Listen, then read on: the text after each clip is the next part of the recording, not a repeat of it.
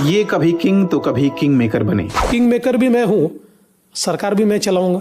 22 जुलाई 1970 को देवेंद्र फडणवीस का जन्म नागपुर के मराठी परिवार में हुआ। इनके पिता गंगाधर राव आरएसएस के प्रचारक और जनसंघ के एमएलसी थे। फडणवीस ने इंडिया टुडे को दिए एक इंटरव्यू में बताया था कि 1975 में जब इमरजेंसी लगी तो उनके पिता को भी गिरफ्तार कर लिया गया। इस घटना ने उनके मन में इंदिरा गांधी के प्रति नफरत भर दी। 6 साल की उम्र में उन्होंने उस स्कूल को छोड़ दिया जिसका नाम इंदिरा गांधी के नाम पर था। इसके बाद घर वालों ने इनका दाखिला सरस्वती शिशु मंदिर में करा दिया। 1987 में जब ये 17 साल के थे तो इनके पिता ने दुनिया को अलविदा कह दिया, जिनसे इन्होंने राजनीति का ककहरा सीखा था।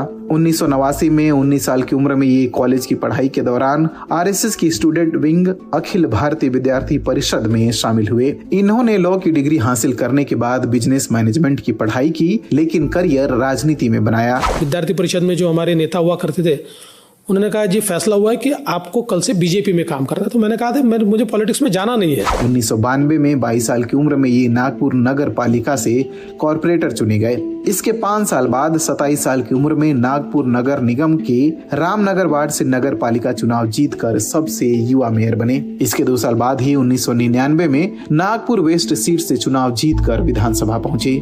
राजनीति से इतर इन्होंने नागपुर में कपड़ों के ब्रांड के लिए मॉडल के रूप में भी काम किया।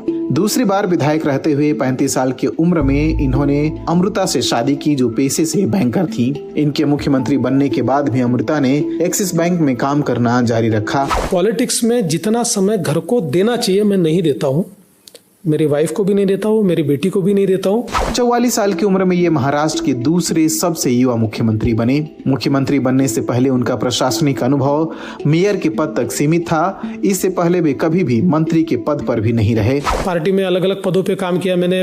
मैं युवा मोर्चा में नेशनल वाइस प्रेसिडेंट रहा, फिर महाराष्ट्र में पार्टी का जनरल सेक्रेटरी रहा, फिर महाराष्ट्र बीजेपी का प्रेसिडेंट मुझे बनाया। मुख्यमंत्री के तौर पर इन्होंने पार्टी के अंदर और बाहर कई तरह के विरोध का सामना किया, लेकिन इन्होंने राजनीतिक चतुराई और प्रशासनिक कौशल दिखाया और बीजेपी के पहले ऐसे नेता बने जिसने 5 साल का कार्यकाल पूरा किया। मुख्यमंत्री के तौर पर उन्होंने खुद को सत्ता के मुंह से अछूते नेता के रूप में पेश करने की कोशिश की। वो साधारण कपड़े पहनते, टिकट खरीदने के लिए लाइन में लगते और मुंबई से नागपुर तक इकोनॉमी क्लास में यात्रा करते।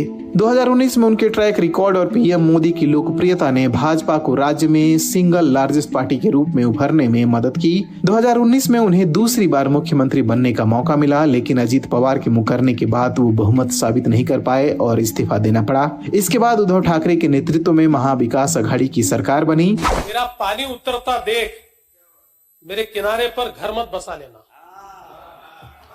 मेरा पानी उतरता देख मेरे किनारे पर घर मत बसा लेना। मैं समंदर हूँ, लौट कर वापस आऊंगा। लेकिन 3 साल बाद एक बार फिर से वही कहानी दोहराई गई, जब उन्होंने शिवसेना के बागी विधायकों के साथ हाथ मिला लिया, जिसने ठाकरे को इस्तीफा देने पर मजबूर कर दिया। जब कोई मेरे साथ गलत व्यवहार करता है, कोई मुझे धोखा देता है, तो मैं याद रखता हूँ, अपना समय आने की राह देखता हूँ। हर किसी को लगा कि वो एक बार फिर से मुख्यमंत्री बनेंगे, लेकिन सबकी उम्मीदों को उस समय धक्का लगा जब उन्होंने मुख्यमंत्री के पद के लिए एकनाथ शिंदे का नाम आगे किया और खुद उप मुख्यमंत्री के रूप में शपथ ली। मुझे थोड़ा खट्टा लगा था। मुझे ऐसा लगा था कि लोग क्या कहेंगे कि जो व्यक्ति मुख्यमंत्री पद पर रहा है वो सत्ता के लिए कितना लालयित है कि डिप्टी चीफ मिनिस्टर बन रहा है। लेकिन इन्होंने कहा कि उन्हें बाद में लगा कि उनकी पार्टी का फैसला सही था। जो ट्रांसफॉर्मेशन सरकार में रहकर कर सकते हो, उस सरकार से बाहर रहकर नहीं कर सकते। 2024 के विधानसभा चुनाव के दौरान ये अपनी छवि के विपरीत आक्रामक अंदाज अपनाते दिखे। ये कहानी है देवेंद्र फडणवीस की, जो कभी किंग तो कभी किंग मेकर बने।